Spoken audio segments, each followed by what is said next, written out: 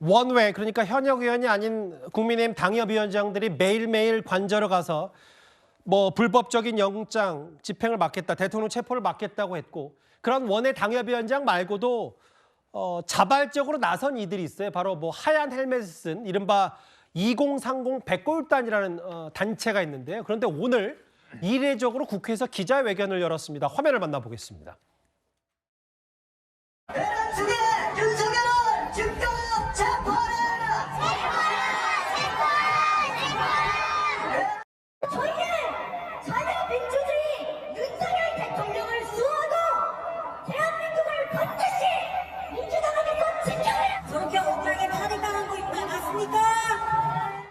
백골단은 반공청년단의 예하 조직으로 운영될 것임을 알려드립니다. 대통령 관저 앞에서 대통령에 대한 무리한 체포를 반대하는 도열 시위를 할 예정입니다. 반공청년단은 탄핵 절차에 대해 깊은 우려를 표하며 윤석열 대통령에 대한 무리한 체포 시도를 중단할 것을 엄중히 경고합니다.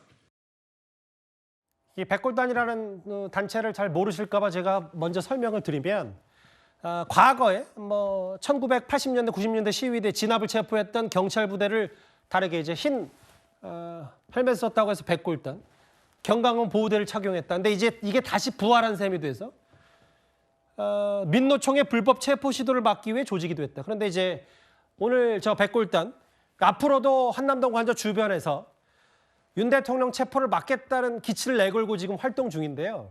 오늘 논란이 이은 겁니다. 저 장유 변호사님. 뭐 민간인들이 혹은 뭐 자발적인 집회에서 대통령 체포를 막겠다, 이런 정치적 결산은 좋은데 제도권 국회로 불러들였기 때문에 오늘 좀 논란이 있었거든요. 대단히 창피한 장면이죠. 김민전 의원 반성해야 될 겁니다.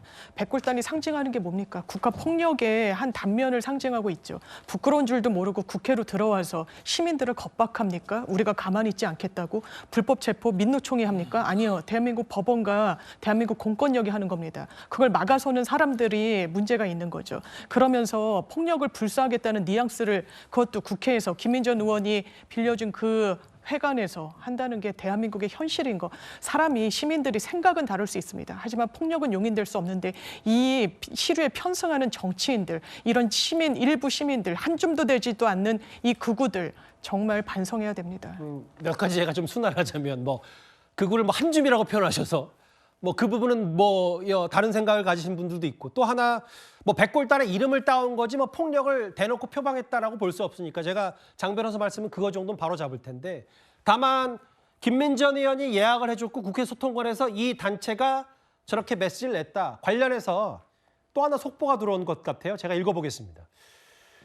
윤 대통령 지지 청년들의 자발적 참여고, 자발적 참여가 조직화되지 않길 원한다.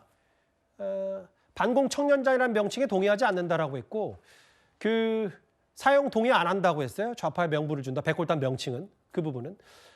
그리고 김민전 의원, 이게 핵심인 것 같은데요. 주선한 백골단 기자회견을 철회했다. 뭐 열어주고 뒤집었다는데요. 김민전 의원의 얘기는 누가 기자회견을 열었는지, 그런 사전 정보 파악이 제대로 되지 않았다라고 해서 송구하다는 입장까지 했습니다. 다만 뭐 자발적 시위를 폭력적 시위로 왜곡 안 된다.